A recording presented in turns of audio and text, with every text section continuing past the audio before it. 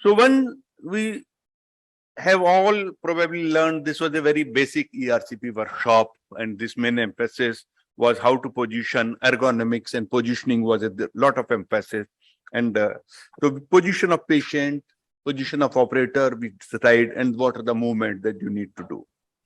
And of course, prevention of complication. All the time what we were trying was how to prevent the complications, because these three main complications, and we talked a lot about to prevent these complications. This is the position of patient, left lateral, prone, supine. Each position has advantage, disadvantage, and I would say to each in his own. The movement is, there are four basic movements that we require. Is we are doing in and out, rotation, up and down, and to left and right when we are doing ERCP. These are the four basic movements. And then we are. So when to execute what movement is important. And as we have learned, I can tell you today, by chance, it was probably Dr. Ravi who pointed, or Dr. Shyamchandra Sharma, or some, I think Ravi pointed out that I have been bruising a lot of duodenum at D1, D2 junction. So I was always upset. Why I am bruising?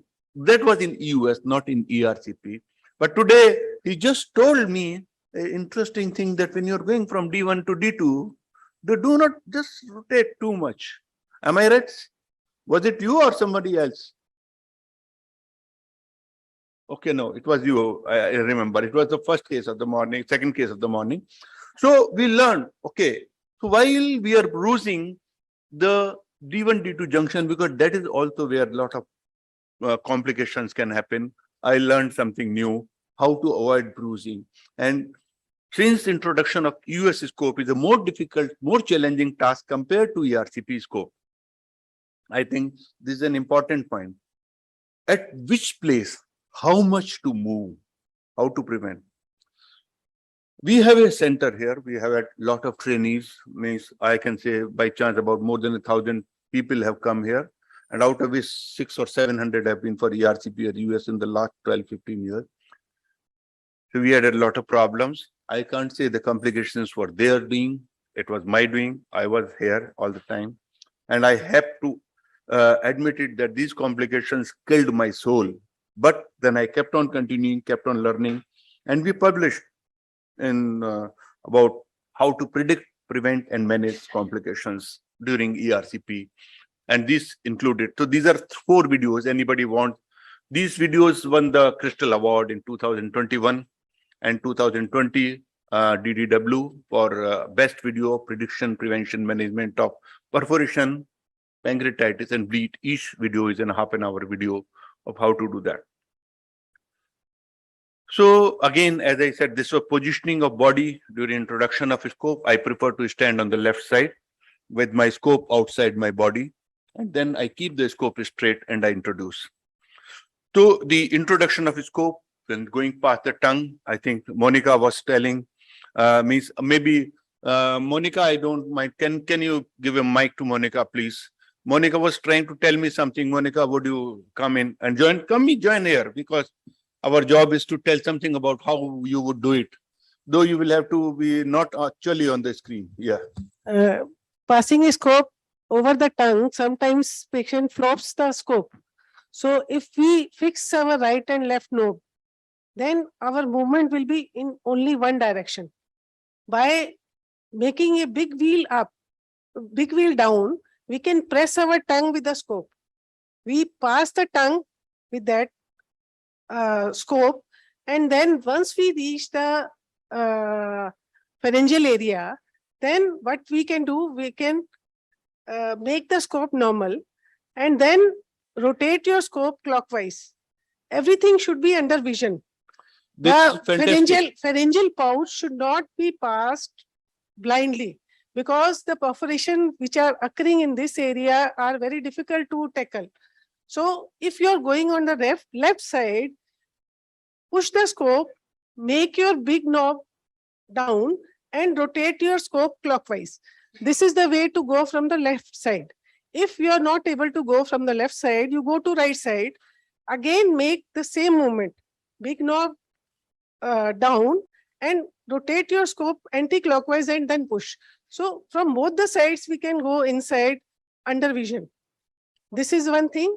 Once One we, second, Monica. See, this is why I, same thing that I was trying to, because I said engagement in piriform fossa. So what we do is we engage in one of the piriform fossa, usually more common to the left, and then rotate clockwise. And if you're engaging in the right piriform fossa, then you rotate to the left. So engage in the left, slow clockwise push, or engage in the right, slow. More often, it is on the left side. This is what you wanted to say. And in esophagus also, everything should be under vision, because we can have diverticula, we can have strictures also. In lower end of esophagus, nowadays we are having more of eosinophilic esophagitis, which we don't know previously. Once we pass a scope, many a time we have rings which are not allowing our scope to pass. Make your big wheel down. So this will make your side viewing scope as end viewing scope. Go under vision, never go blindly. So that comes the next point. See, introduction into upper esophagus is in the upper part of esophagus, but I did blind here. So I was blind here, and now there is a small bit of controversy. Dr. Ravi, blind, myself, blind, we both are blind. We are feeling the scope. Feeling is okay, huh? That is one thing. Okay. If we are passing. Am I right? Blind.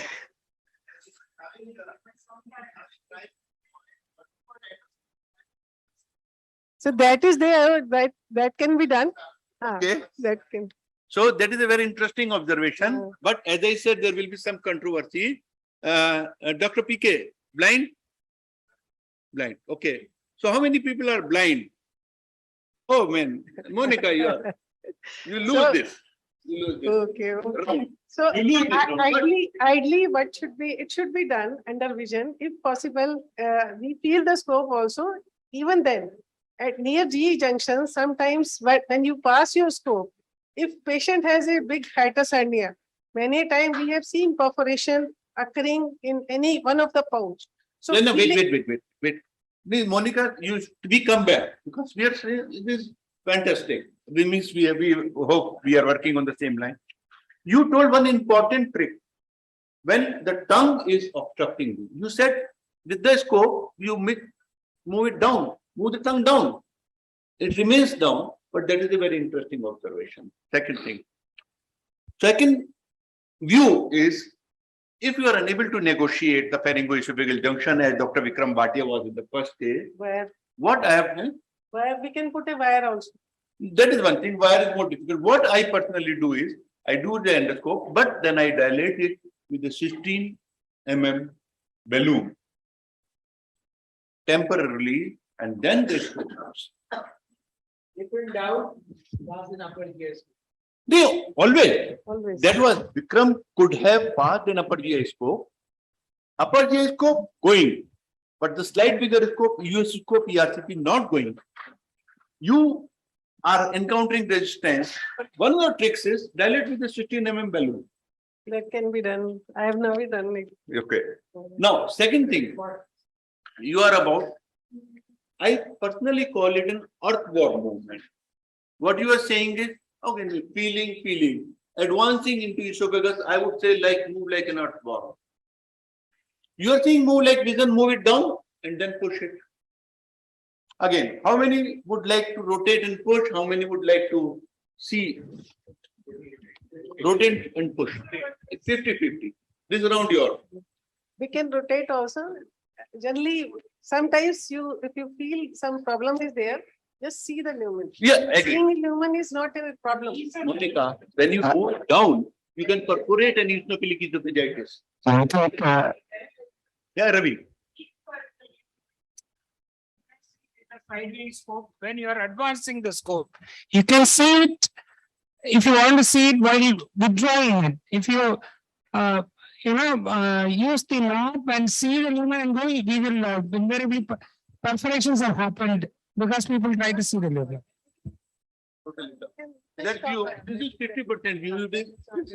Okay, 50-50. Nobody even. Okay. Ravi will not agree. Ravi is the boss, senior most there, so we will have to give this round. We don't. No, but if you're rotating the scope and gently pushing, you'll feel resistance and you'll have to see it then. I think you will agree to this point. If esophageal intubation in the left piriform fossa phase, we can put this into the right piriform fossa.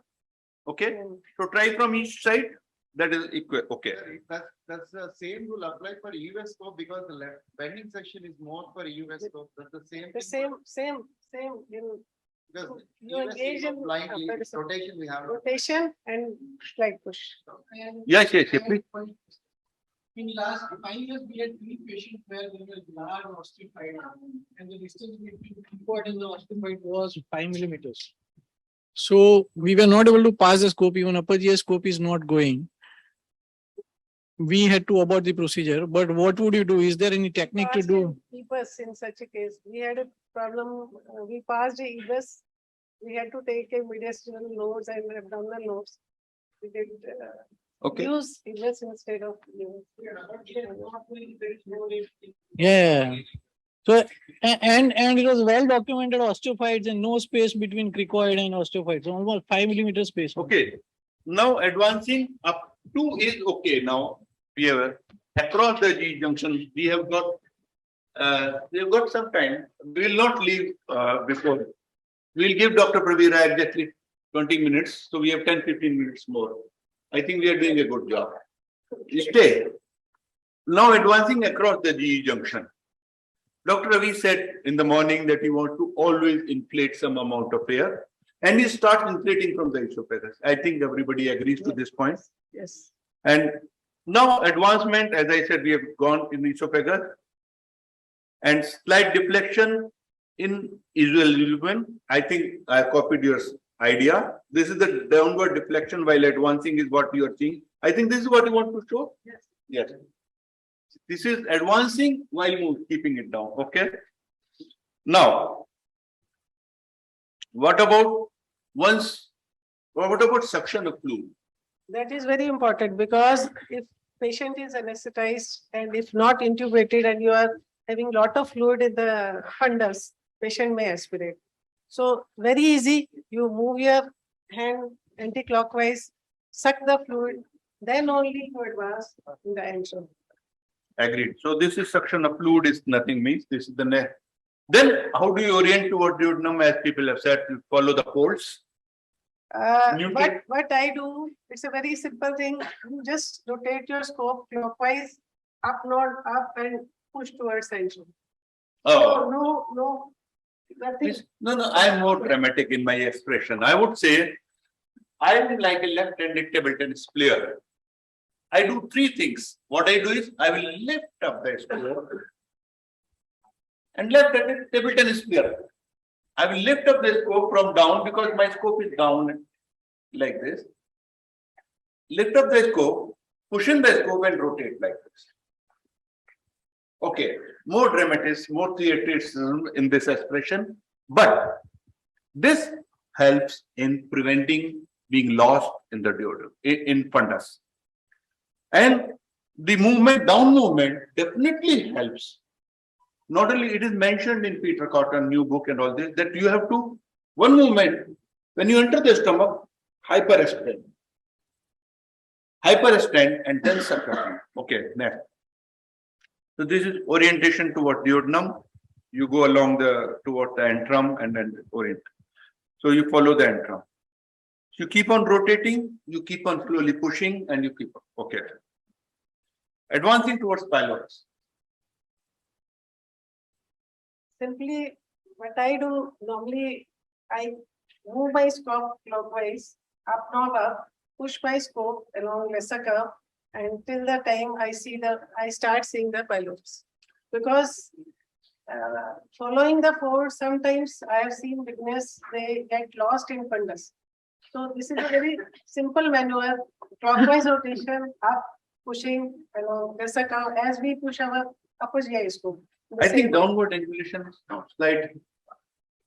We have to, means we are inadvertently doing it, but we have not broken down it to so many steps. Okay. Then, About suction or not? yeah, Extra air should be sucked.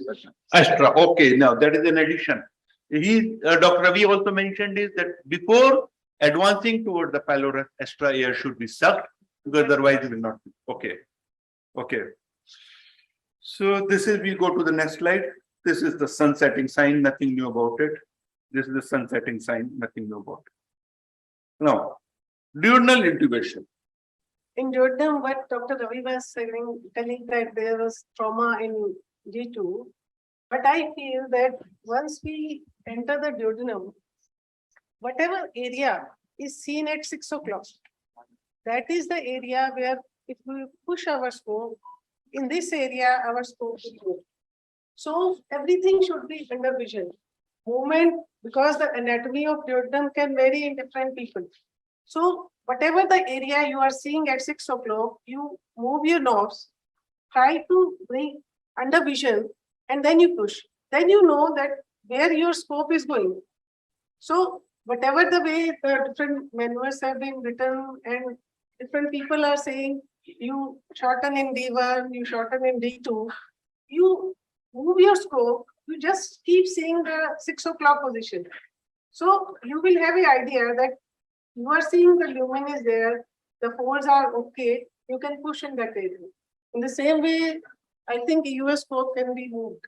So we said in this part there are two key movement negotiation. So new included bulb entry, entering the duodenum, and second part of duodenum divided into 4 parts. So engagement in the D1, D2 junction is what you are saying. I would like to just add one view. At this particular point, because there have been just post-pyloric perforation. At this point, I would like to bend my leg, and instead of pushing the scope like this, I would like to push the scope like this. Because this movement is more forceful compared to this movement. That is my take. I'm just trying to, though again, as I said, we know everybody knows all this. These are basic stuff, but we are just discussing. So once I approach the pylorus here, probably just a bit like this. Just okay. So Dr. Ravi, you said something about the D1, D2 junction. Can you explain that again? Can you the mic to? First part, beyond the first part and duodenal junction, and then right knob to the right side, and then withdraw, turn the scope extremely to the right side and withdraw. And always have an imagination where the scope tip is. We know where the skip. The scope tip shouldn't go towards the right side. If you go and if the scope suddenly withdraws, then it will cause a perforation on the outer side of the duodenum. So this shortening. So there are 4 movements that we need to shorten it. Number 1, we move right, we pull back, move right. Yeah. The problem is not in a normal case, very rarely happens a perforation. Problem is in this stricture or mild stricture in the duodenum, where you tend to force a little bit. That's the problem. Okay. What I learned myself, one of the famous endosonographer is Paolo Arcidiacono in Italy, Milan. What I learned from him was, he came here for a workshop. Again, D1, D2 junction, I was not able to. I said, I will give the case to Paolo. He took 7 minutes in putting the scope into the second part of duodenum. And I will tell you what movement he did. He engaged the scope, D1, D2 junction, and for 7 minutes, he kept on doing like this. Move to right, up naba. Move to right, up naba. Move to right, up naba. 7 minutes. And I was thinking, what is he doing? But then I remember his movement. Yes. And I hope we didn't have such a case that we will be able to show deformed duodenum entry with a regular scope. So it is possible when you are in deformed duodenum entry, one thing you should not do is push. Right and left, no, up. And rotate. This. So this is what I have. But Anything else? what is seen at 6 o'clock, your if you are pushing, your scope will go in that area.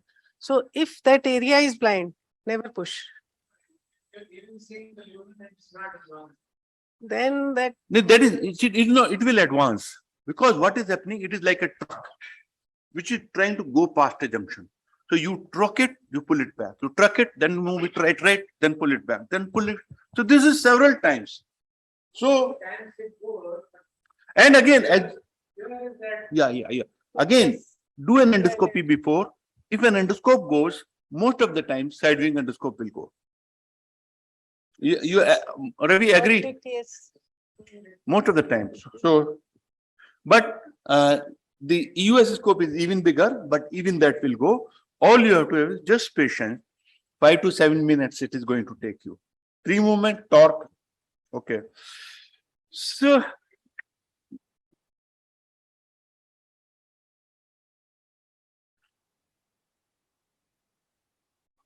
no, don't pull. You can, because it is sort of fixed.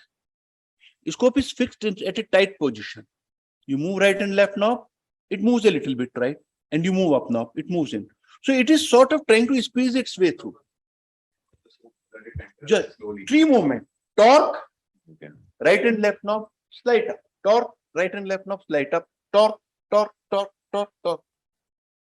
The torque is a very powerful movement. Do not ignore the torque as a movement. It is very powerful. Okay. Now, Monica, you and me, we started our career together. And I think we were introduced to EUS scope, same, ERCP scope, same time. Okay. So today, there is a big change between fiber optic and all this. Because when we were using fiber optic, we were standing like this and moving like this. Today, we are moving our body a lot. So, are there any old school of thought who don't move their body, who still keep on stationary all the time, moving like this?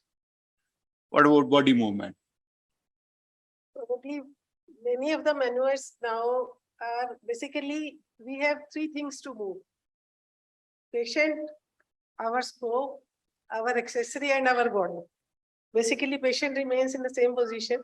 We can move the scope.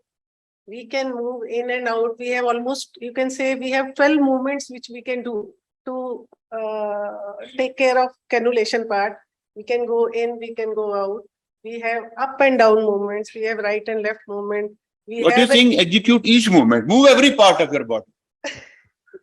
So, and we can move our body also to right and left. In fact, sphincterotomy part, now they say the control of scope, once we start sphincterotomy, is best when we cut with a shaft and our body movement, rather than using big wheel or elevator. So body movements are very important. Passage of scope, positioning of scope. Basically, cannulation, before cannulation, if our position is okay, position of body, position of scope, position of our accessory, everything, if that is okay, then definitely we are going to have good cannulation rate. Okay. So these are the 4 differences that I have pointed out. The body used to always face the patient. Flexion was needed for stability, and a lot of people develop flexion deformity or flexion problems and some problems, or brachioradialis muscle problem. Right and left ductal lock, and chances of perforation were higher when you are standing like this. And they won't move their body because with fiber optic scope, you are not supposed to be moving your body. So this was the difference that the video. Yeah, I will. The chances of perforation were higher.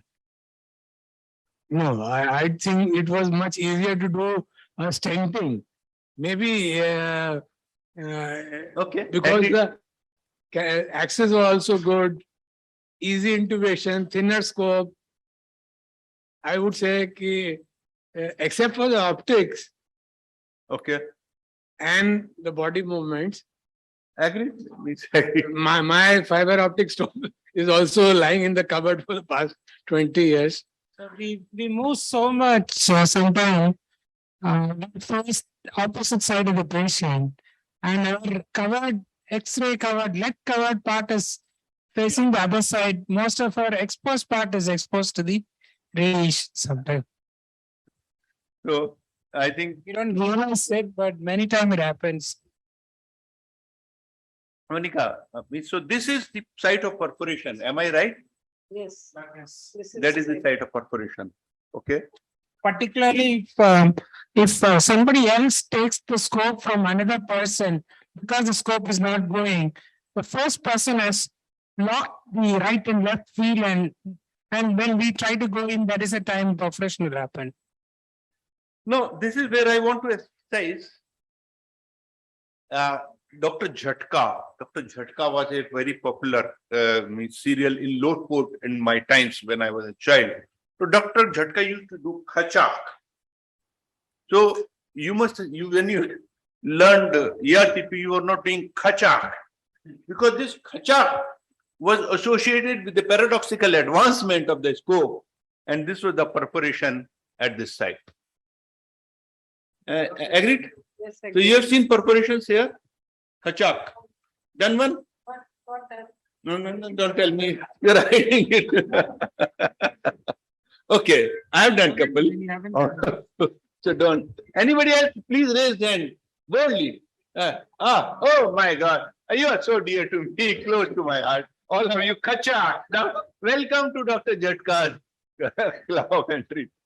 Now, this is a interesting animation. This is what we are doing. We are doing, and this is we are pulling back, and this part of the scope is advancing. And when we are advancing, we must continuously move it up so that we keep it away from the wall of duodenum. And then last is probably end-facing. So I think this is how, if the scope is locked, it causes perforation, slipping out of duodenum. Now, I think we'll come to the last point. Okay, second last point. You agree with this point? Dr. Shyamsundar Sharma said papilla should be in the center. I prefer in the right upper quadrant. Dr. Ravi. Right upper quadrant, close the center. Now, in which quadrant Right upper quadrant. is ERCP impossible Is that right? for you? In which quadrant is the ERCP impossible for Ravi? Without changing body position. Left lower quadrant. Left lower quadrant. So, when I'm talking of quadrant, the only thing I want to say is you can change if there is in the left lower quadrant. The only way you can cannulate is by moving down and elevator also down. That is the only way you can cannulate it. Actually, cannulation in this area, quadrants, they don't matter a lot. Actually, we should have a smooth curve between our accessory and the papillary orifice. If we have a smooth curve, definitely the direction of CBD, we all know that runs parallel to the duodenal lumen. And that also, again, it's a straight part, horizontal part, again, a straight part. So entry should be in the same axis. It should make a C or maximum U, your accessory and the lumen of the papilla. It should be C, proper C, so that you, whatever the quadrant your accessory is, sometimes the position is deformed. Papilla, you can see the papilla, you go your sphinctotome. The curve should be like C or maximum like U. But So what that- about kissing? That technique? How many that, kissing? that can be used. So we have so many manuals. We have at least, you can say 10 to 12 things to. Ravi, what about you? Kissing technique of Venice. Venice was the name when I read. VENNES, kissing technique of Venice. All these are given names, Sometimes we get the basically. correct position, very close to the papilla. But Okay, now very second last, and then what about removal of a stone? It should be You in all the agree with axis. this? It should always be in the axis. Otherwise, Okay. because post EPT, the area near the apex is very friable and raw. The wall is also very thin.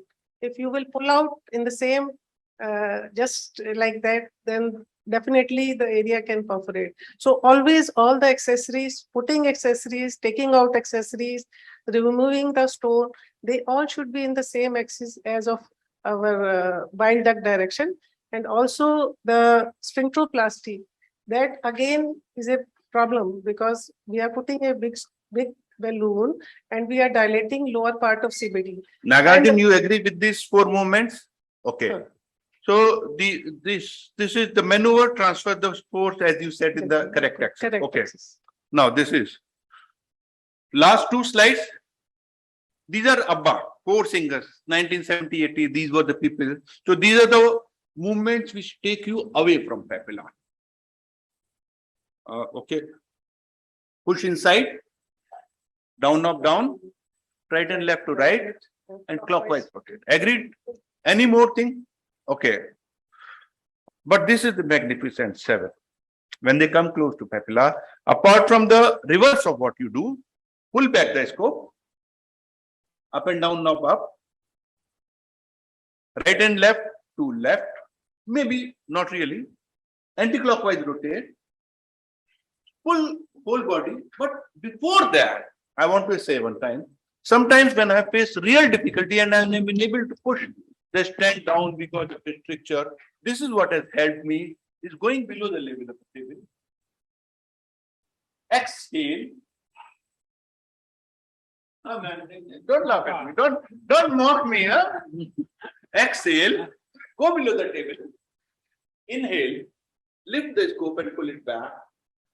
And then again exhale. Because this is the time when the scope is totally taut. The word is taut and straight, and your assistant is pulling the guy back because then it's the. Okay. So we have some idiosyncrasies. Dr. Praveen Rai, you are on.